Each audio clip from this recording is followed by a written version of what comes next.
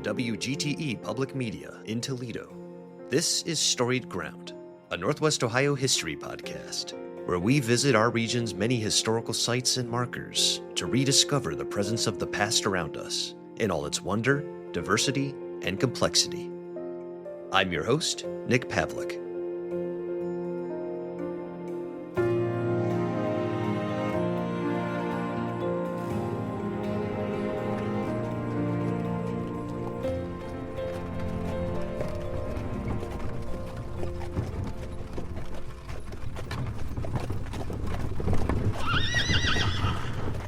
We have now fairly turned our backs on the old world and find ourselves in the very stream of emigration. Old America seems to be breaking up and moving westward. We are seldom out of sight as we travel on this grand track towards the Ohio of family groups behind and before us, some with a view to a particular spot, close to a brother perhaps, or a friend who has gone before and reported well of the country. Many, like ourselves, when they arrive in the wilderness, will find no lodge prepared for them. On entering the state of Ohio, we find a country beautiful and fertile and affording a plain, industrious and thriving population all that nature has decreed for the comfort of man. It contains rich land, good water, wholesome air, lime, coal, mills, navigation.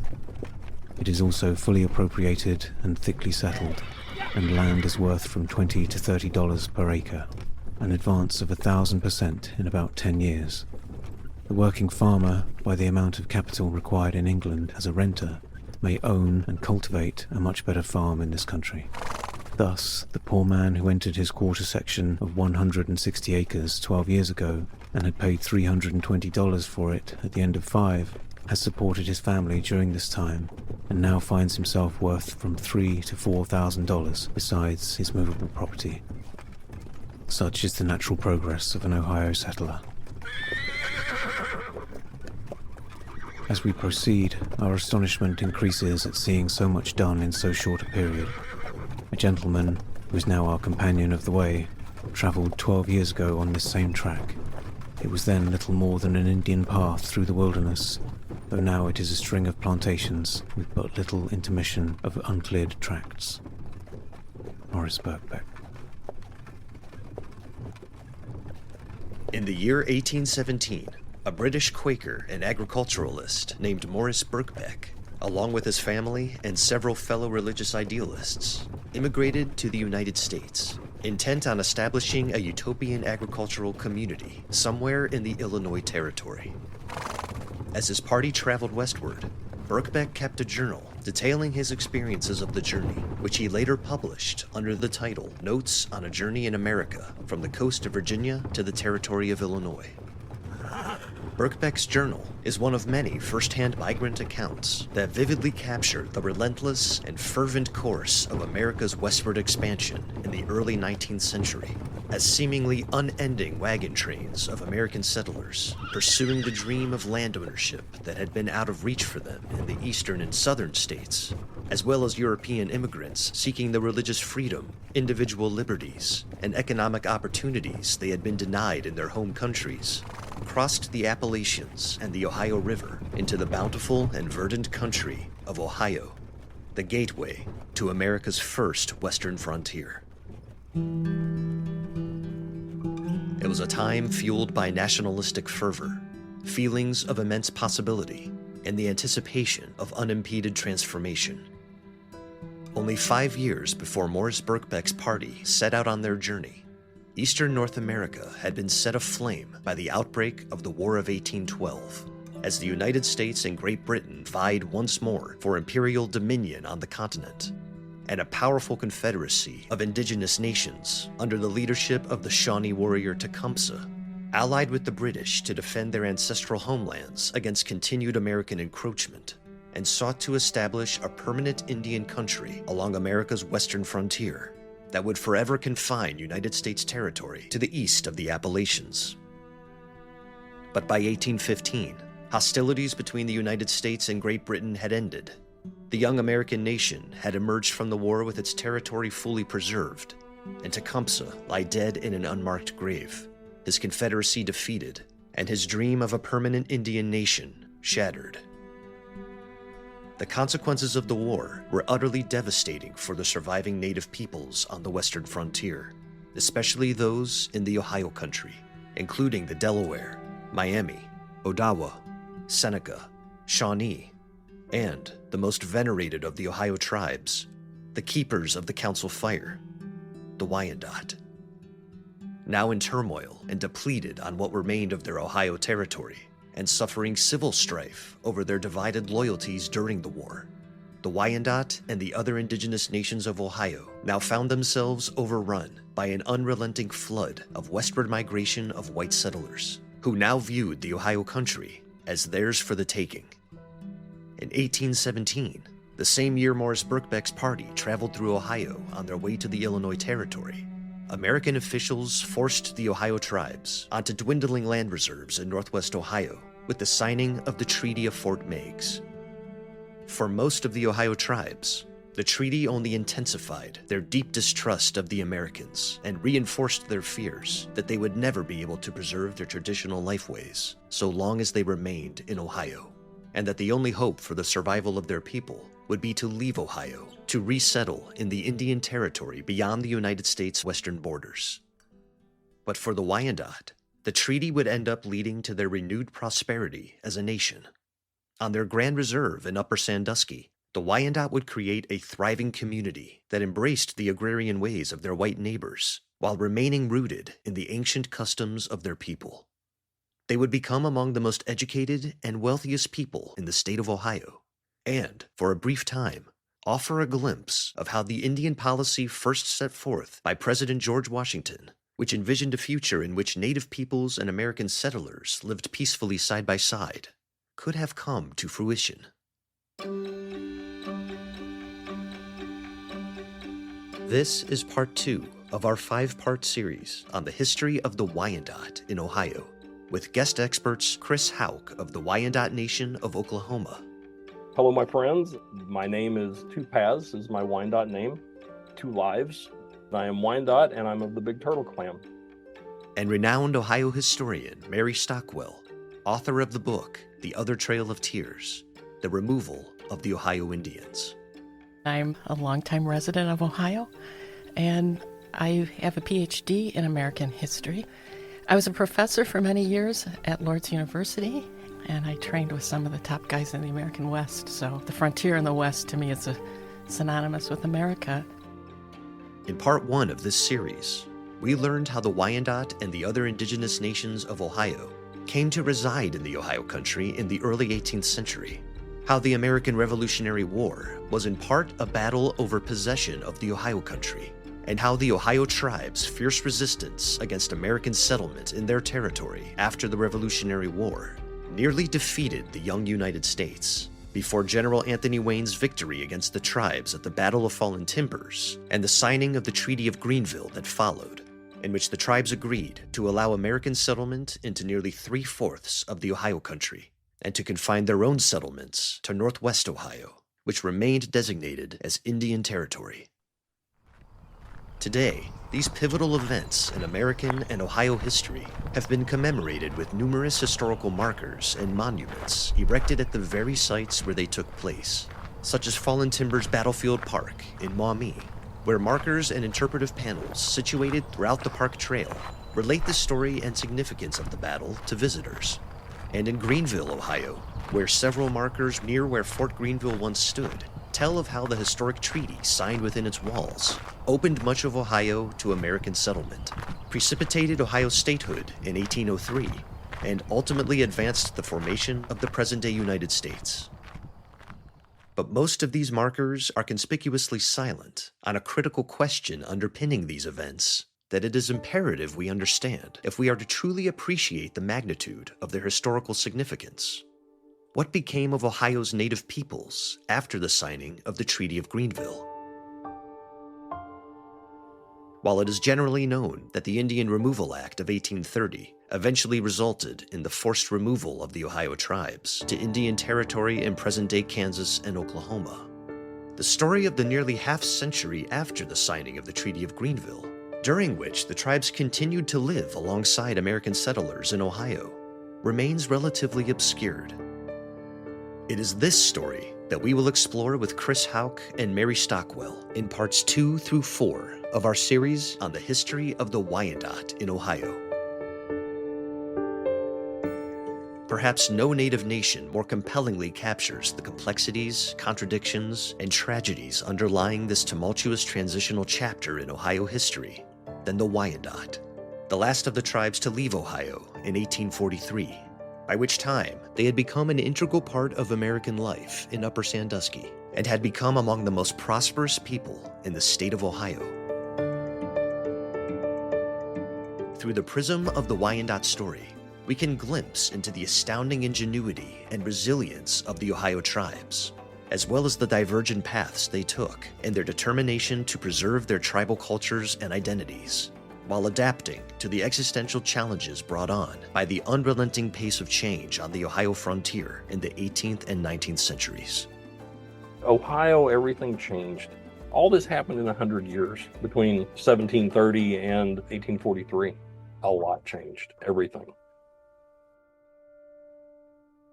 The ending of the Northwest Indian War in the Ohio country, marked by the signing of the Treaty of Greenville in 1795 that designated an official boundary line between Indian and American territory in Ohio, had ushered in an uneasy peace on the early American frontier. With the fighting over, the Wyandotte and the other Ohio tribes returned to their principal villages and settlements in northwest Ohio on the Indian side of the Greenville Treaty Line. And for a brief moment, it seemed as if the ancient rhythms of life had been restored for the tribes, as they continued their ancestral lifeways and cultural traditions, much as they had for thousands of years, even if their once vast territories had been diminished in ways previously unimaginable. The Wyandotte and the other Ohio tribes also maintained regular peaceful contact with American officials, as under the terms of the Treaty of Greenville, the tribes received assistance from the U.S. government in the form of yearly annuities in money and material goods. To make up for any shortfalls in the annuities, the tribes could also trade the furs they collected on their hunts for additional goods and supplies at the many government-run Indian trading posts established along the Ohio frontier, which had been a fixture of U.S. Indian policy since the presidency of George Washington. The tribes were also permitted to cross the Greenville Treaty Line into American territory as needed, particularly for hunting, provided they made no attempts to permanently settle there. But even as American officials earnestly worked to uphold the terms of the Treaty of Greenville and maintain the fragile stability that had been established in the Ohio country, they were also under constant pressure from a growing contingent of American citizens who demanded that Northwest Ohio also be opened for settlement. Although much of the area was still predominantly comprised of a vast and intractable wetland, today known as the Great Black Swamp, enterprising settlers knew that if the swamp could be drained, the submerged land beneath could be converted into abundant farmland. In defiance of the federal government, some American surveyors and settlers determined to stake out their own claims to the famously productive land surrounding the Great Black Swamp, simply began illegally crossing the Greenville Treaty Line into Indian territory, especially once Ohio became the 17th U.S. state in 1803. Within a decade after the signing of the Treaty of Greenville, the treaty line had already become something of an empty promise, as it became increasingly clear that while the U.S. government might be able to preserve the Greenville Treaty Line on paper, it was much more difficult for them to enforce on the ground, as the chaotic and unrelenting tide of American settlement stretched ever westward, seemingly propelled by the invisible force of what later came to be known as manifest destiny, the belief that the creation of an American empire spanning the North American continent was preordained. Implicit within the ideology of manifest destiny was the assumption that American civilization was bound to eventually dominate or even eradicate the cultures and traditions of the native peoples who had resided in North America for thousands of years. But in the earliest decades of the 19th century, the U.S. government was still committed to exercising what they believed to be a humane Indian policy, first set forth by President George Washington, that recognized indigenous peoples as the rightful owners of the North American continent, and sought to acquire their lands through negotiated treaties in exchange for yearly annuities provided to the tribes.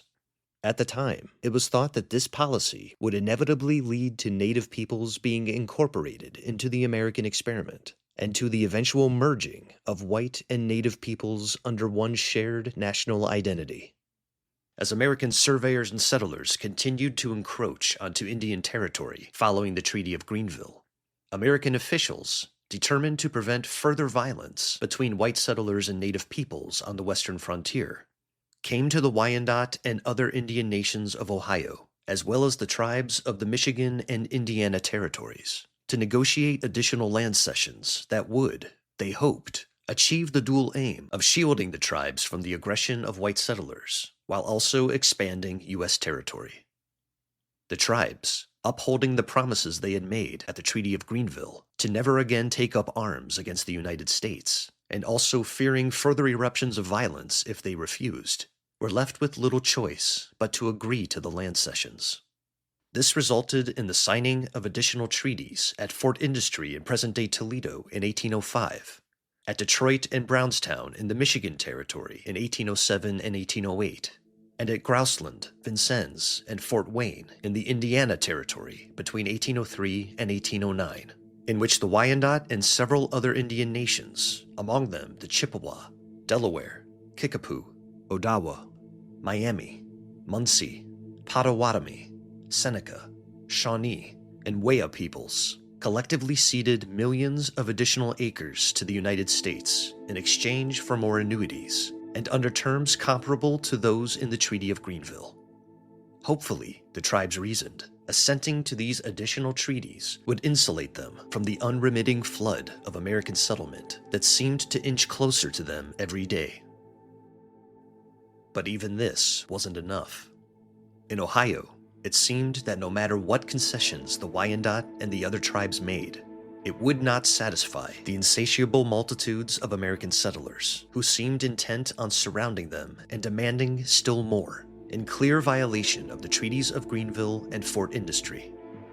Astonished at the rate by which the Americans flooded into their territory, and fearing that they would soon be completely overrun, in 1810 the great Wyandotte chief Tarhe the Crane, along with 8 other Wyandotte chiefs, delivered a petition to Ohio Governor Samuel Huntington, imploring him to intervene to stop his people from settling in Indian territory.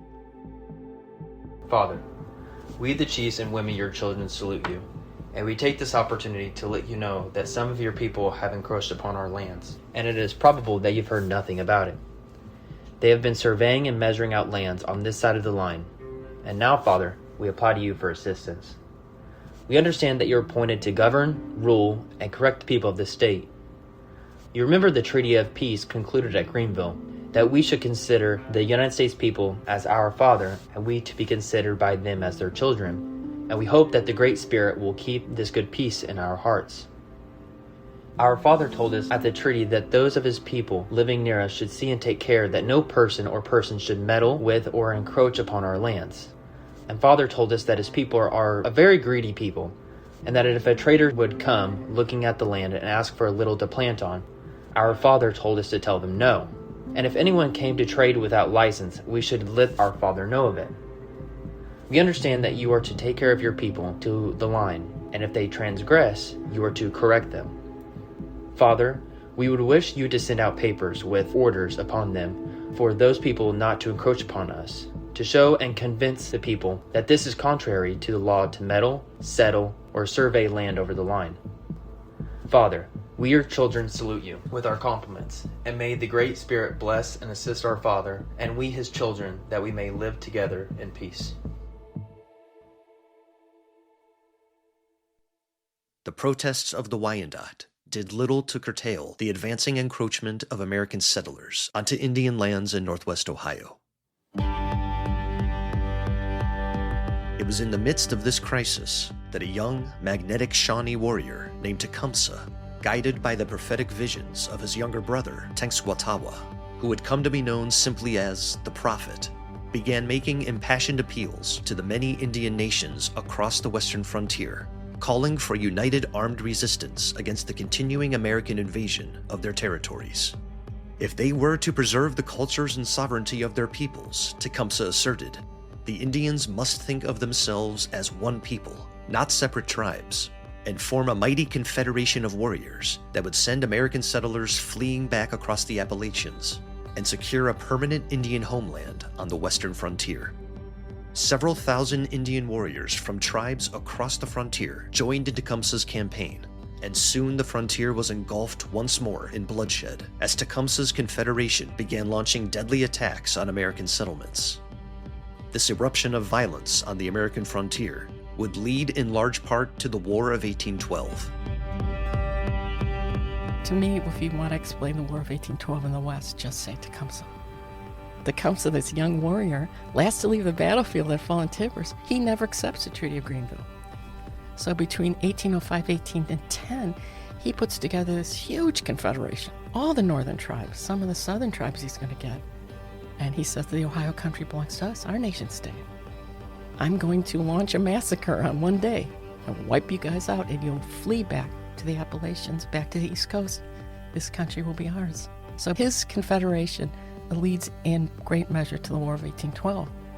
He's got to get the British on his side because somebody has to supply the guns. You can't win this with bows and arrows. And the British are kind of delirious.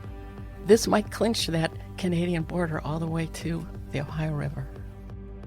Officially, though, it wasn't Tecumseh's confederation that was the chief cause of the War of 1812, but rather the aggression of the British Empire.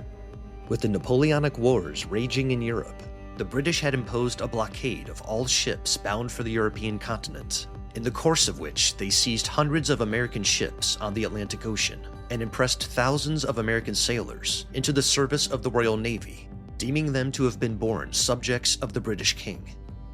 Seeing these acts as a blatant violation of their national sovereignty, the United States officially declared war on Great Britain in June of 1812. But the Americans also knew that the British, from their territory in Canada, were supplying Tecumseh and his warriors with the guns and other munitions they then used in their attacks on American frontier settlements. The British had still never lost sight of their designs to claim the Ohio country for Canada, or to even retake all the territory they had surrendered to the Americans in the Revolutionary War. They therefore saw Tecumseh's confederation both as a natural ally in their ambitions to once again control much of eastern North America, as well as a protective shield that could insulate Canada from American aggression. For the United States then, defeating Tecumseh's confederation became tantamount to also taking Canada and expelling the British once and for all from North America. These were the many interweaving causes of the War of 1812 that engulfed the American and Canadian frontiers in brutal warfare between Tecumseh's confederation and the British Army on one side, and the American Army of the Northwest under the command of General William Henry Harrison, who had fought Tecumseh once before at the Battle of Fallen Timbers, on the other. So the war goes on, and the War of 1812 is the two-front war. We fight the British on the high seas to the east, but we fight Tecumseh and his British allies to the west. And the two young men who fight at Fallen Timbers, Harrison and Tecumseh, are going to have to fight it out down the road. But not all Indian nations on the frontier were aligned with Tecumseh's confederation. For the Wyandotte and the other Ohio tribes, Tecumseh's war against the Americans not only engulfed their Northwest Ohio homelands in violence once again, it also caused bitter divisions within the tribes, pitting older chiefs who were still committed to upholding the Treaty of Greenville, in which they had promised to never again take up arms against the United States, against young and idealistic warriors captivated by Tecumseh's vision of expelling the Americans and creating a permanent Indian country on the western frontier. Tribes split in two. The older chiefs tend to say, "We're done. We ended at Greenville. We're allies. Stop killing." And Tecumseh, "No, we're going to take one last try." For the Wyandotte, Tecumseh's legacy is complicated by the civil war he ignited between the Wyandotte peoples of Ohio and Michigan during the War of 1812.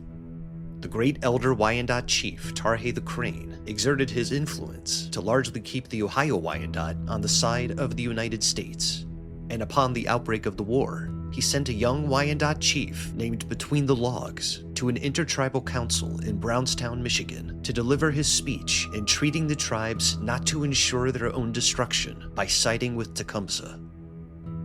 Brothers, the red men, who are engaged in fighting for the British king, listen. These words are from me, Tarhe, and they are the words of the Wyandottes, Delawares, Shawnees, and Senecas. Our American father has raised his war pool and collected a large army of his warriors. They will soon march to attack the British. He does not wish to destroy his red children, their wives, and families. He wishes you to separate yourselves from the British and bury the hatchet you have raised.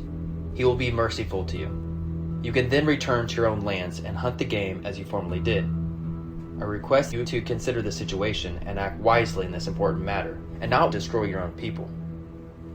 Brothers, I am directed by my American father to inform you that if you reject the advice given to you, he will march here with a large army, and if he should find any of the red people opposing him in passage throughout this country, he will trample them under his feet. You cannot stand before him. I earnestly entreat you to consider the good talk I have brought and listen to it. Why would you devote yourselves, your women, and your children to destruction? Let me tell you, if you should defeat the American army this time, you have not done. Another will come, and if you defeat that, still another will appear that you cannot withstand. One that will come like waves of the great water and overwhelm you and sweep you from the face of the earth.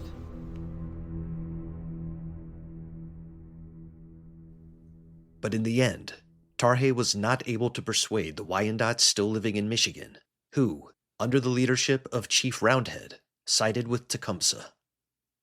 When the War of 1812 rolled around, the Michigan Wyandottes, those that remained up there, sided with the British. Roundhead, who was one of the chiefs in Michigan, a big player, he sided with Tecumseh. Tecumseh even said at one point, he says, "I'm not a great war leader, that's Roundhead. He's the strategist." And anyway, they broke the Treaty of Greenville, which led up to the River Raisin and then the ensuing massacre after the fact, which so horrified the nation.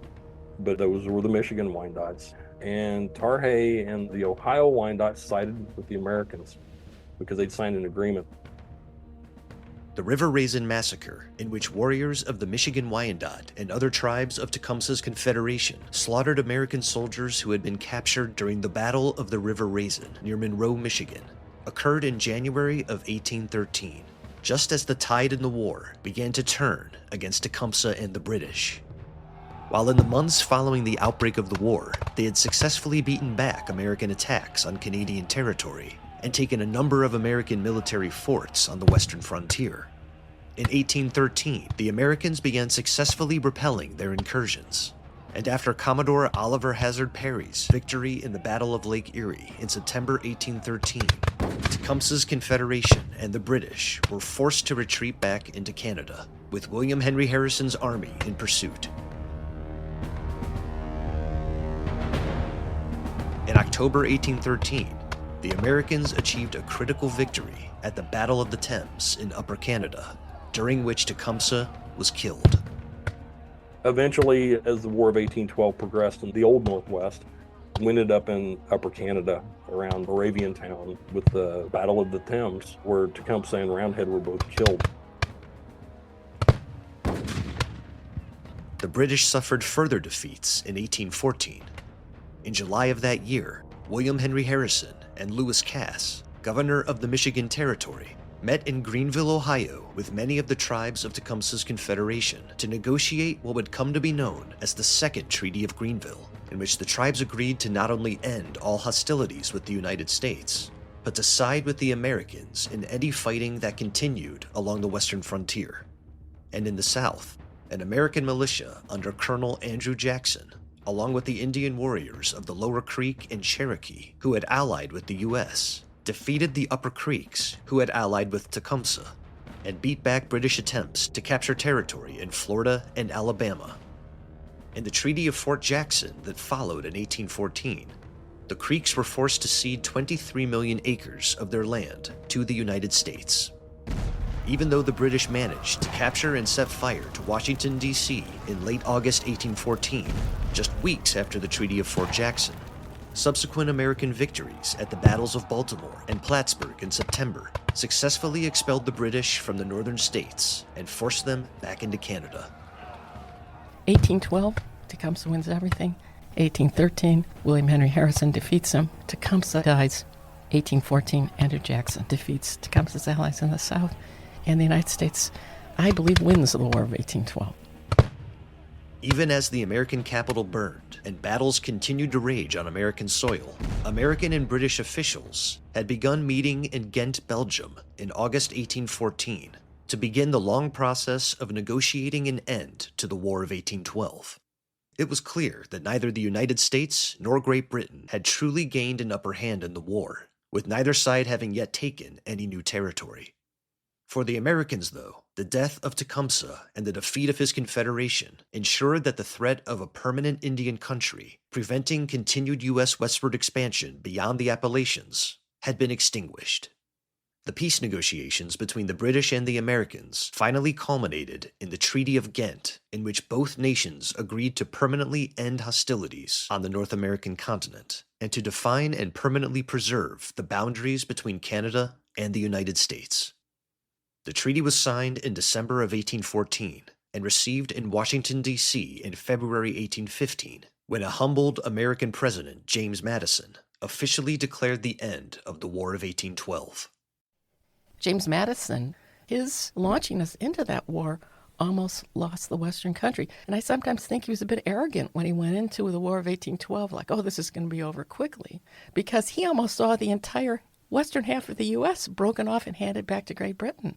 So when he read the Treaty of Ghent, which is signed in 1815, and it was, oh, we're going to live in peace together, he was delirious. That's an amazing treaty. The British, the Americans say we will never fight again. Never. And they say we're never going to use the Indians again to fight. So it's 60 years and they're constant fighting, and finally the U.S. wins. Once again, though, the Wyandotte and the other Ohio tribes, along with all indigenous peoples on the American frontier, found themselves excluded from treaty negotiations between the Americans and the British that would determine the fate of their homelands. However, just as the Treaty of Ghent had stipulated the preservation of American and Canadian pre-war boundaries as a condition of peace, it also stipulated the condition, codified in Article 9 of the treaty, that all Indian territorial boundaries on the frontier would be reset to exactly as they had been before the war in the year 1811. Determined to implement Article 9 as soon as possible, in the summer of 1815, President James Madison sent American officials William Clark and William Henry Harrison to Portage de Sioux near St. Louis and to Springwells near Detroit to sign new treaties with the tribes of the western frontier that would reaffirm America's commitment to preserving their territorial boundaries and to bringing the tribes back under the protection of the United States. Soon as James Madison gets the treaty, he sends William Clark, of Lewis and Clark fame, out to Portage de Sioux, out in Missouri, and they signed treaties with all the tribes, and it's simply, we are going to find a way to live in peace. He sends William Henry Harrison up to Spring Wells, outside of Detroit. He writes peace treaties with all of Tecumseh's allies, and he says, we're going to figure out a way, no more killing.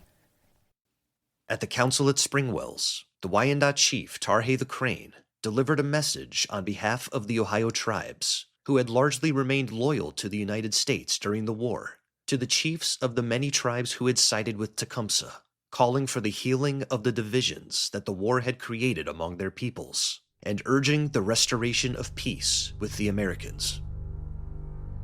Brothers, I salute you all. I salute you from the bottom of my heart. I rejoice that I meet you here, and return thanks to the Great Spirit that we meet in peace. Hearken to me, who am about addressing you on behalf of the 17 fires and 4 tribes, the Wyandottes, Delawares, Shawnees, and Senecas, tribes who have sided with the 17 fires, and consider them as one with them. Listen to us, the 4 tribes. We speak on behalf of all of the 17 fires. You, brothers, who have been on the other side of the river, I address myself particularly to you. You appear to look dark, brothers, as you sit before me. Your eyes are dimmed with tears, and you cannot see aright. We have had a quarrel. That quarrel has caused your sorrow. I must now proceed to clear your sight. I shall do so in a manner and language of our forefathers, in the language which the Great Spirit gave to them to heal their difficulties and speak peace. I take this wampum into my hand. The Great Spirit gave it to his red children to speak with. It was the language of our forefathers. With it, as the emblem of the softest and whitest cloth, I wipe your eyes, and the eyes of your women and children, that you may all see clear again. Brothers, listen on. The same cause which prevented you from seeing prevents you from hearing. I now take the emblem of the softest and finest feather and clear your ears, that the words of your brothers, the Americans, may penetrate your ears and sink deeply into your hearts. Your throats too have been stopped. You cannot speak the truth, and you cannot speak kindly to your brothers. With like affection, I now clean your throat with the softest and whitest cloth. Your hearts also, in consequence of the disorganization of your senses, have been perverted. I now place them aright, that you may not only see, hear, and speak kindly to your brother Americans now, but in all times hereafter. Brothers who have been hostile, in consequence of the war and sickness which have raged, the bones of your friends are scattered over the earth. I will now gather them together and deposit them in one grave, that your minds may be at rest hereafter. I now bury them and smooth their graves, that posterity traveling over them may not, by observing the protuberance, remember their former animosities. Brothers, listen. I hope you will still attend to my words. I have collected and buried the bones of your deceased friends, and I have smoothed over their graves. I have done so by the emblematic language which the Great Spirit gave to his children. I now take into my hand a whiteboard, and with it I cover the bones of your friends. The board the Great Spirit gave, the sun will not warm through it, nor can the rain wet through it. It will preserve the remains of your friends dry and secure.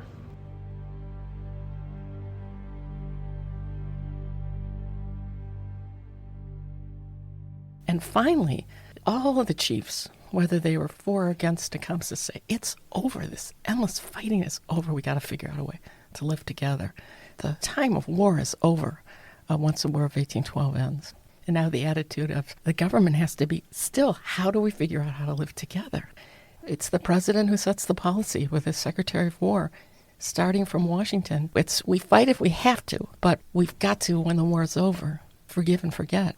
There's no sense of we're going to wipe each other out on either side. There's always a sense of we got to figure out a way to live together. But almost immediately, it seemed, after the signing of the treaties of Portage de Sioux and Springwells, all hopes the United States government had for peace with the tribes on the western frontier were at risk of being jeopardized. The ending of the War of 1812 reinforced many Americans' convictions that the westward expansion of the United States was divinely sanctioned and inevitable, and what had already been a torrential tide of American surveyors and settlers migrating westward on the frontier before the war now only intensified. Perhaps nowhere did this renewed flood of migration threaten to completely overrun Native peoples at this time, more so than in Northwest Ohio, where the legal boundary preserving what remained of the territory of the Wyandotte and the other Ohio tribes was increasingly ignored until it seemed that it might disintegrate altogether. The influx of illegal settlement in Northwest Ohio also led to increased contact between the Ohio tribes and American settlers, often with deleterious consequences for the tribes. Struggling to provide for their people in between government annuity payments, chiefs increasingly resorted to going into debt to unscrupulous traders in order to obtain needed goods and supplies for their people. The peddling of whiskey on the Ohio frontier, which had already been a long-standing problem for the tribes, became even more pernicious after the War of 1812, intensifying the scourge of alcoholism among young Indian men in particular.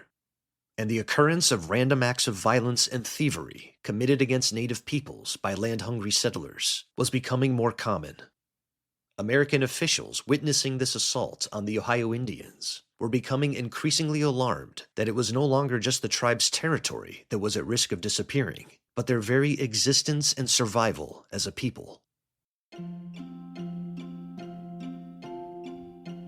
Resolved to achieve a lasting peace on the western frontier before yet another war broke out, James Madison's successor as U.S. President, James Monroe, sought to advance an amended U.S. Indian policy that he hoped would ensure the protection and survival of an increasingly vulnerable Indian population, while also appeasing the unrelenting demands and territorial aggressions of white settlers.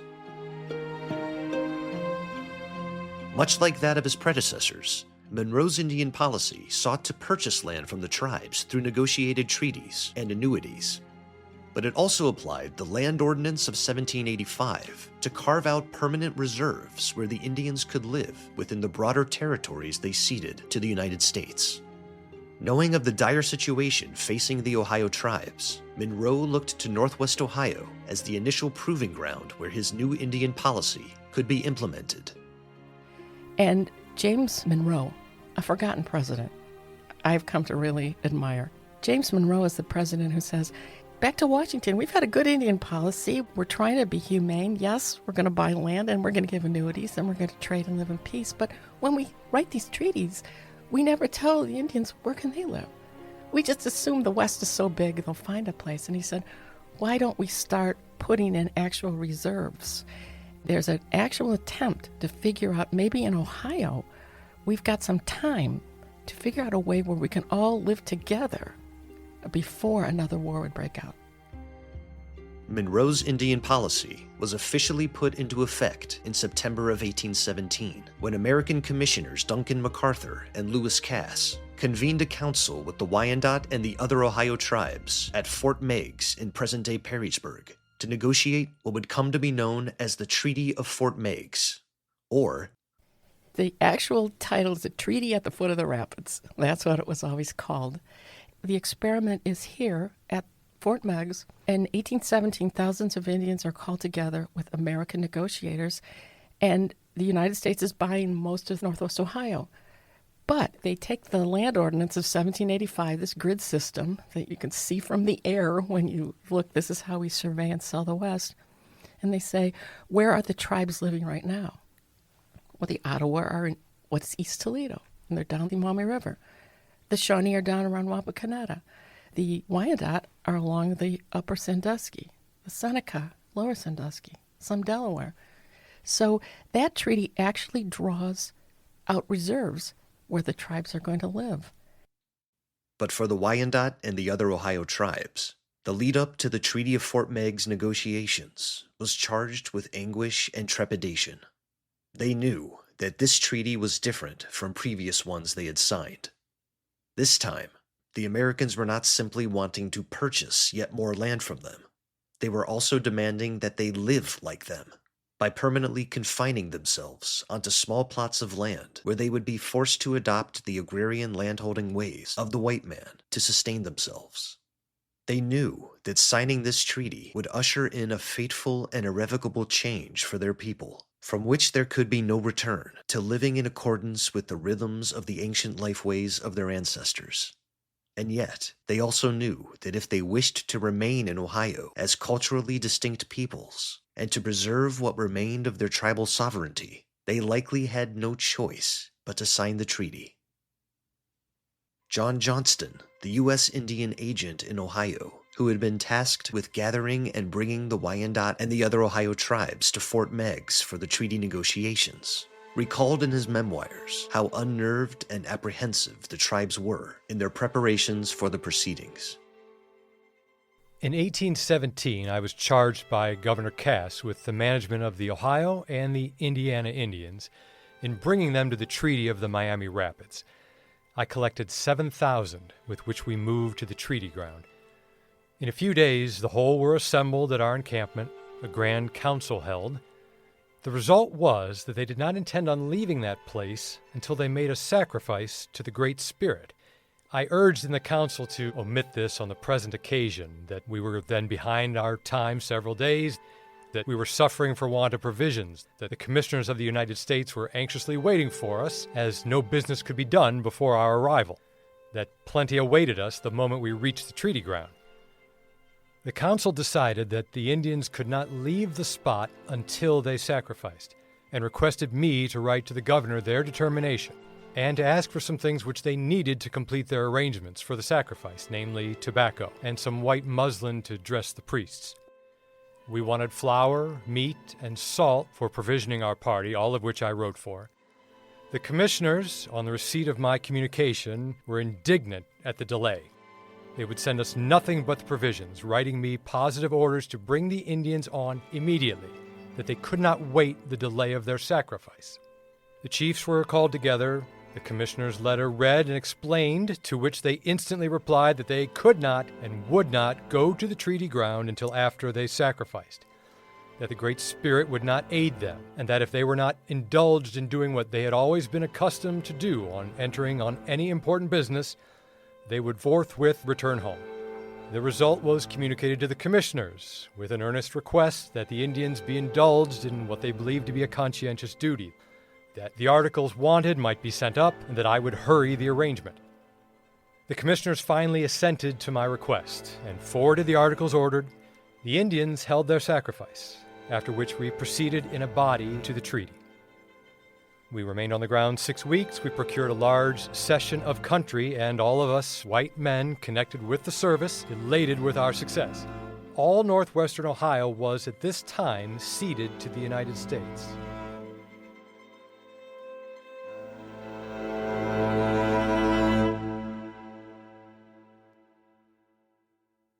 After days of contentious negotiations with the American commissioners and disputes amongst themselves that nearly derailed the entire proceedings, on September 29, 1817, the Wyandotte and the other Ohio tribes finally agreed to sign the Treaty of Fort Meigs, and the Greenville Treaty Line, which for over 20 years had legally designated all of Northwest Ohio as Indian Territory, was dissolved.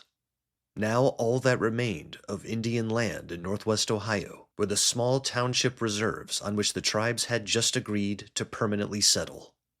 The Wyandotte, whose young chief between the logs had vehemently protested the signing of the treaty, could at least take some solace in the fact that the Americans, in recognition of their venerated status among the Ohio tribes, had granted them the largest of the reserves established in the treaty. Known as the Grand Reserve in Upper Sandusky, it was situated on richly productive land that was distributed in parcels for private ownership among several chiefs and 176 Wyandotte men and women, all of whom were named in the treaty. And the jackpot is a place called the Grand Reserve in what's now Upper Sandusky. This 12-mile by 12-mile square block has got the blackest soil on the planet. The Wyandotte get the best land. If you want to see it, drive south, drive from Toledo to Columbus, swing around Upper Sandusky to US 23 in the spring, and you will see that black soil. So that's what they all get. Everybody gets something, and everybody gets more annuities. And it's an amazing forgotten treaty. It's an experiment in trying to live side by side with each other. However, it would be mistaken to think that the United States viewed the Treaty of Fort Meigs solely as an instrument by which to protect the Ohio tribes and preserve peace between native peoples and white settlers on the Ohio frontier. For President James Monroe, equally vital imperatives behind the treaty were opening the rest of Northwest Ohio for American settlement, thereby securing control over a critically important region that, with the draining of the Great Black Swamp, would connect and unify America's expanding territory on the western frontier. The treaty also removed the potential threat of future hostilities with the Ohio tribes by pressuring them to become landholding cultivators of the soil, laying the groundwork for their eventual integration into American society.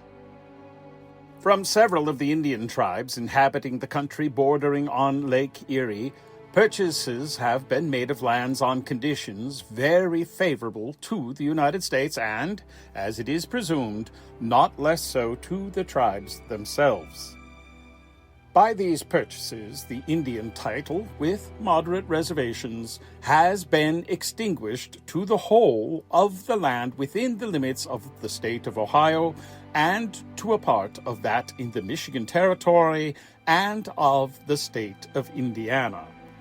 By these acquisitions, and others that may reasonably be expected soon to follow, we shall be enabled to extend our settlements from the inhabited parts of the state of Ohio along Lake Erie into the Michigan Territory, and to connect our settlements by degrees through the state of Indiana and the Illinois Territory to that of Missouri. In this progress which the rights of nature demand, and nothing can prevent, marking a growth rapid and gigantic, it is our duty to make new efforts for the preservation, improvement, and civilization of the native inhabitants. The hunter state can exist only in the vast, uncultivated desert. It yields to the more dense and compact form and greater force of civilized population, and of right it ought to yield. For the earth was given to mankind to support the greatest number of which it is capable, and no tribe or people have a right to withhold from the wants of others more than is necessary for their own support and comfort. James Monroe. While Monroe viewed the Treaty of Fort Meigs as a pioneering achievement toward a more humane and sustainable Indian policy on the part of the United States, there were those within the U.S. government who already viewed the treaty not as an end in itself, not as a momentous step forward in achieving a lasting peaceful coexistence with Native peoples on the Ohio frontier, but as an incremental step in the inevitable and far more sweepingly nationalistic project of removing Native peoples entirely from the territory of the United States. Among such early proponents of removal were Lewis Cass and Duncan MacArthur, the very commissioners who had negotiated the Treaty of Fort Meigs with the Ohio tribes, who even proposed the idea during the treaty proceedings, much to the shock and indignation of the tribes. Honorable John C. Calhoun, Secretary of War, St. Mary's, September 18, 1818. Sir, accompanying this, we have the honor to transmit to you a treaty yesterday concluded by us with the Wyandotte, Shawnee, Seneca, and Odawa tribes of Indians. The proposition to remove to the west of the Mississippi was made to the three former tribes, and enforced as far as we believed it politic to enforce it. It was received by them with such strong symptoms of disapprobation that we did not think it proper to urge them too far upon the subject. The time has not yet arrived for them voluntarily to abandon the land of their fathers and seek a new residence in a country with which they are unacquainted and among powerful and hostile Indians. As our settlements gradually surround them, their minds will be better prepared to receive this proposition, and we do not doubt but that a few years will accomplish what could not now be accomplished, except at an expense greatly disproportioned to the object.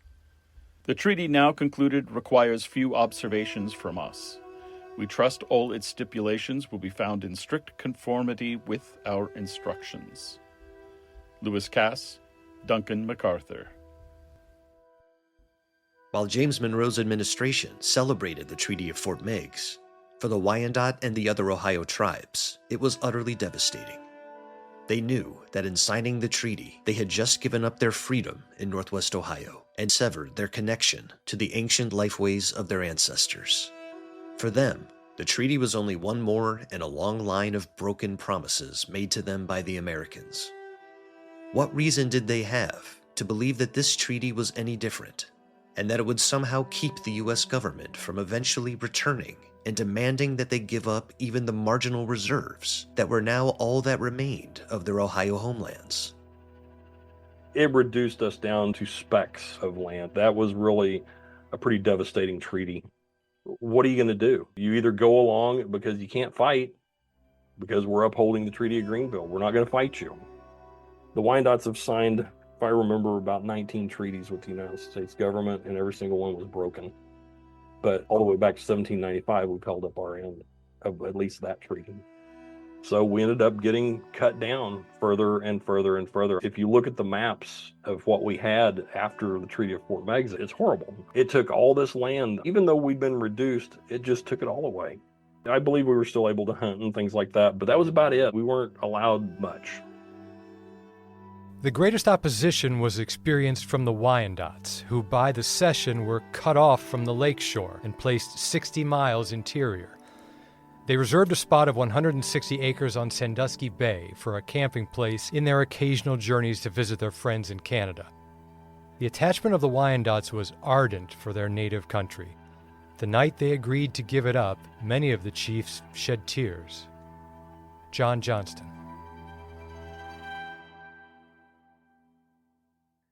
Despite the traumatic consequences of the Treaty of Fort Meigs for Ohio's native peoples, James Monroe genuinely believed the treaty to have been made in the best interest of the tribes, and that it was the most humane means by which to ensure their continued survival in Northwest Ohio. So when the Wyandotte, led by the young chief between the logs, came to Washington, D.C., insisting that his people had not been granted enough land to live on, Monroe's administration agreed to his demands for new treaty negotiations. In the Treaty of St. Mary's, signed 1 year later in the fall of 1818, the Wyandotte's Grand Reserve was expanded by over 55,000 acres, and they were granted an additional reserve of 16,000 acres at the headwaters of the Blanchard River, known as the Big Spring Reserve, along with an additional $500 in annuity payments. All told, the Wyandotte and the other Ohio tribes received increases of several thousands more in annuities and over 100,000 more acres of land, bringing the total amount of land granted for tribal reserves in Northwest Ohio to over 300,000 acres. Now the Wyandotte are angry because they said still not enough land. They go right to meet with Monroe. They go right to talk to John C. Calhoun, his Secretary of War, when he was still a nationalist and cared about the U.S. He wasn't the nullifier yet. They go right to the Senate, and they talk to the Land Committee of the Senate, and they said, we need more land. We need more money. And the Treaty of St. Mary's is written a year later. The Wyandotte get now not just the Grand Reserve, they also get Big Spring. They get the little Cranberry Reserve. The Delaware gets some more land. Everybody gets a little bit more money. The Seneca get more land. And as a reflection of Monroe's administration's commitment to protecting the Ohio tribe's remaining territory, the treaties of Fort Meigs and St. Mary's both used the Land Ordinance of 1785 to safeguard the new Indian reserves from the avarice of American settlers and ensure they would remain under the permanent ownership of the tribes. The Land Ordinance, which is this grid pattern laid out across the country, it was drawn very clearly around these reserves. You could leave to hunt, you could leave to travel. They went to Washington back and forth, but this was yours to do with what you will. And the goal was nobody can come and take that land from you. You can't sell it. Indians were never allowed to sell their land individually because the government thought, well, my gosh, in 3 minutes, the land will be sold out from under you. So you've got to sell it back to the U.S. government. Monroe thought, and many of the Wyandotte agree, eventually these reserves are going to be broken up into individual farms, and then those farms will be handed down to the children of the Wyandotte, and they will keep it permanently. Yet the treaties stopped short of offering American citizenship for the Ohio tribes. This omission would prove consequential down the road, though in their determination to preserve their national and cultural sovereignty, the tribes themselves likely wouldn't have wanted or accepted American citizenship at this time, even if it had been offered. This is the mistake they made. Under whose laws? They never offer Ohio citizenship. They never offer American citizenship, which I think would have been the next step. But that's many years down the road. Foundational to James Monroe's Indian policy was the innate conviction that the survival of the Ohio tribes and other native peoples across the American frontier hinged on their capacity and willingness to transform, or even wholly abandon, aspects of their ancient lifeways, and to essentially become outwardly indistinguishable from the white settler communities that increasingly surrounded them.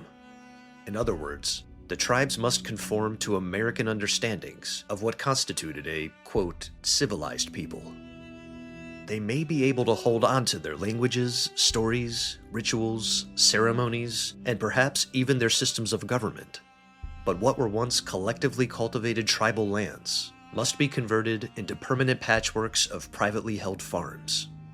Men who once lived as great hunters, warriors, and diplomats with dominion over vast territories must become clearers of the forests, tillers of the soil, builders of cabins, and the sedentary masters only of their own individual properties. Women, who were once the principal cultivators of the land and exercised expansive authority in tribal communities, must be relegated principally to the role of homemakers. Children must be educated so as to inherit these predetermined agrarian roles from their parents. and the tribes must forsake their ancient and deeply rooted religious traditions and become God-fearing Christians. To aid the tribes in making this immense transition, in 1819, Monroe won the passage of the Civilization Fund Act, which allocated $10,000 to help the tribes establish the characteristic institutions of white settler communities.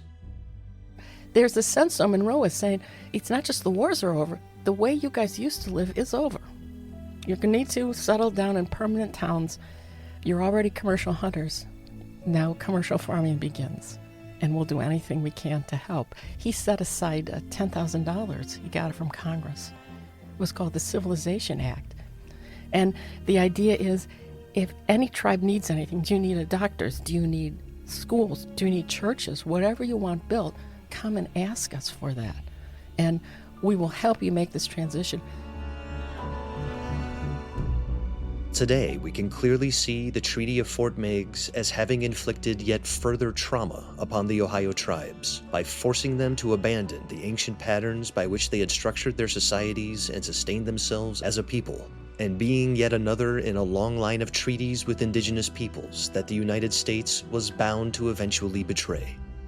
But at the time, within the context of the seething tensions, clashing cultures, and incidents of isolated violence still occurring between Native peoples and American settlers on the western frontier, James Monroe genuinely saw his Indian policy, first instantiated in the Treaty of Fort Meigs, as the best hope for achieving peace on the American frontier, and for the eventual integration of Native peoples into American society. Monroe was like, I know the American settlers are coming your way fast. But hopefully, that dream that we're all going to live together side by side, once they get up to the edges of your reserves and they see how you're living and the wars are over and the killing is over and the massacres are over, his hope was that we'd all respect each other, live side by side. It's rolling the dice on a future that I think was admirable. Not all the tribes would agree with me, but I think we should all live together and figure out a way. So I'm leaning towards I like Monroe's idea.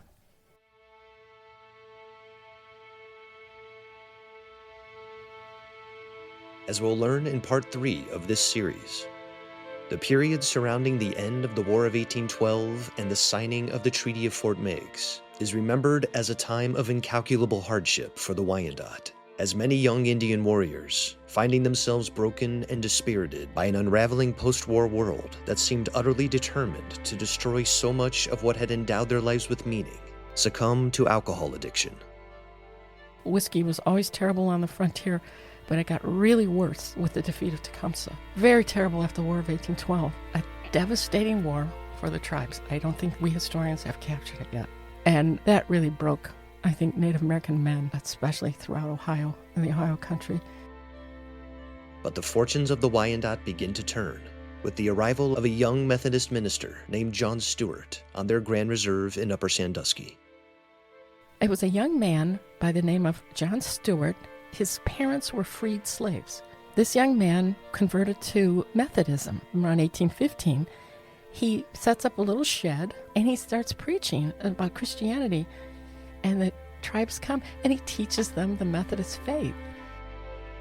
And with the arrival of Stewart's successor, the Reverend James Finley, the Wyandotte undergo a profound spiritual renewal as a nation. Finley establishes a mission school on the Grand Reserve to help prepare the younger generation of the Wyandotte for a future agrarian and industrialized world that would increasingly bear very little resemblance to the traditional Wyandotte way of life their parents had known. He gets up here in 1821 and he builds a mission school. Wyandotte children come from Upper Sandusky. He then sets up this farm so that the children can actually support themselves by working there. Many of the Wyandotte parents understood, we get what's happening. The next generation down is going to live in a totally different world. As Finley's ministry among the Wyandotte grows, the Wyandotte build a mission church on the Grand Reserve, and a great many experience deeply personal conversions to the Methodist faith. Finley said, I built the school and the farm for the kids myself, but when the church went in, the Wyandotte men built it for me. And he converts many to the Methodist faith. He said the stability the Methodist faith brings and the sense of purpose we have. Once they then got their reserve, It would give us a spiritual lifeblood to keep going in this place. And they became devout Christians, devout Methodists. And that transformed Wyandotte society.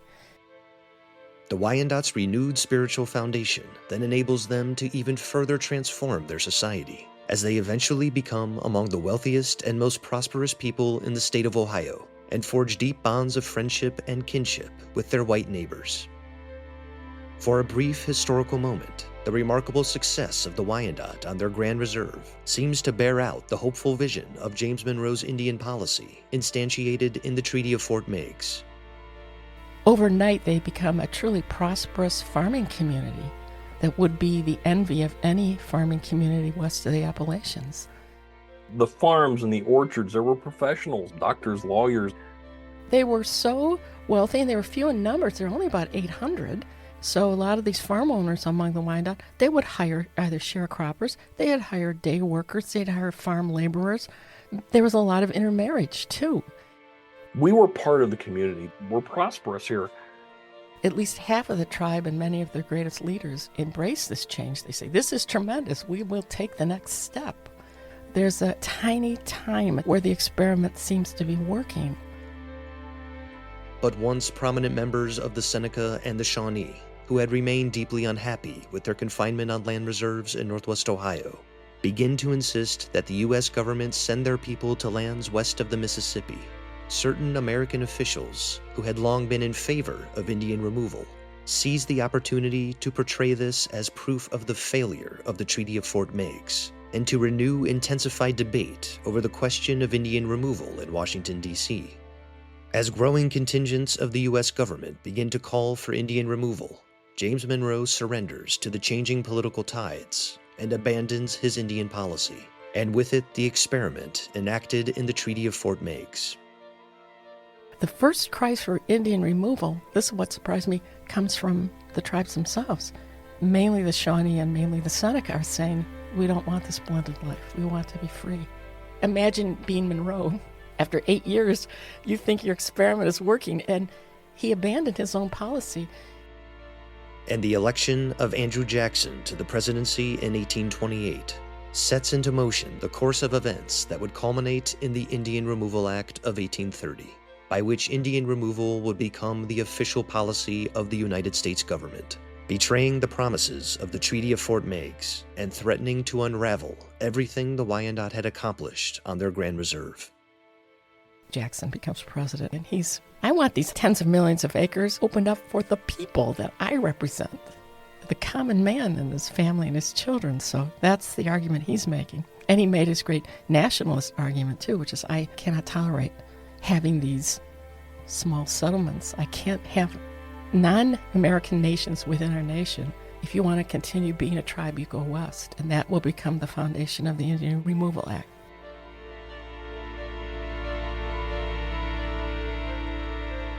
Great thanks to our guest experts for this episode of Storied Ground, Ohio historian Mary Stockwell and Lifeways researcher for the Wyandotte Nation of Oklahoma, Chris Houck. And thank you to our voice actors for this episode, including Lane Hawkle, Brad Smith, Matt Sweet, and, from the Wyandotte Nation of Oklahoma, Tarhay the Crane descendant Colin Gray. I'm your host and producer, Nick Pavlik. Our executive producer is Chris Pfeiffer. If you have any questions, comments, or you want to listen again, go to wgte.org/ground or wherever you stream your podcasts. See you next time.